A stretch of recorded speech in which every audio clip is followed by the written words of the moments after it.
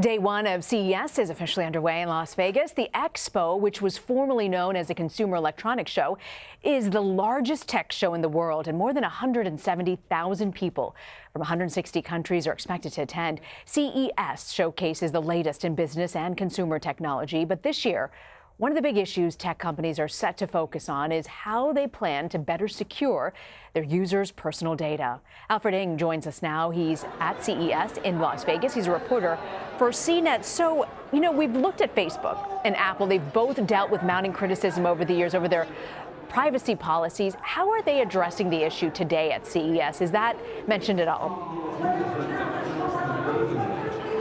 Yeah, Facebook and Apple are making an appearance at a privacy roundtable later today, and this is very rare for both of these companies. They don't usually show up to this conference and talk about the products that they have. Facebook yesterday already unveiled a new privacy checkup tool that they're using, where you can go on and you can talk, and you can basically see who can friend request you, who can tag you in photos. You can change your password settings now. You can also see your data settings now. So if you've ever logged into something like Tinder or Uber using Facebook, you can use this new privacy setting to basically say, I don't want these third parties having all my data.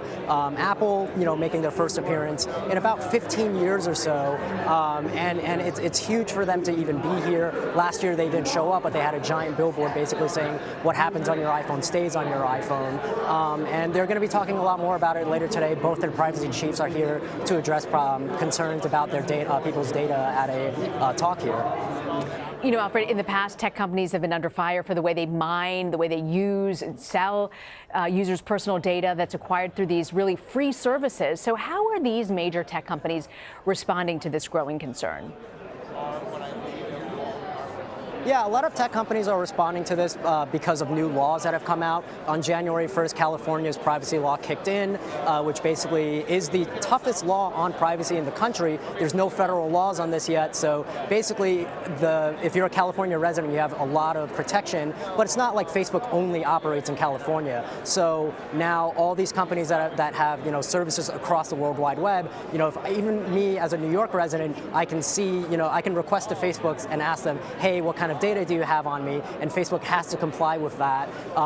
Companies like the Weather Channel, they use location data on your phone, but now you can also request for that, and you can also request for them to no longer sell your data and things like that, specifically if you are a California resident.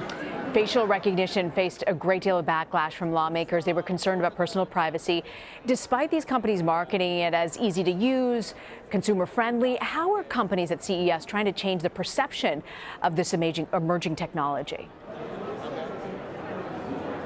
Yeah, there's definitely a huge backlash against facial recognition. There's a lot of civil rights groups, arguing that this kind of impedes on a lot of privacy concerns that we've raised. But companies at CES here, I've seen a few. There's some companies that are putting it in a casino machine, or they're putting it on a food kiosk so you can order your burger just by showing your face.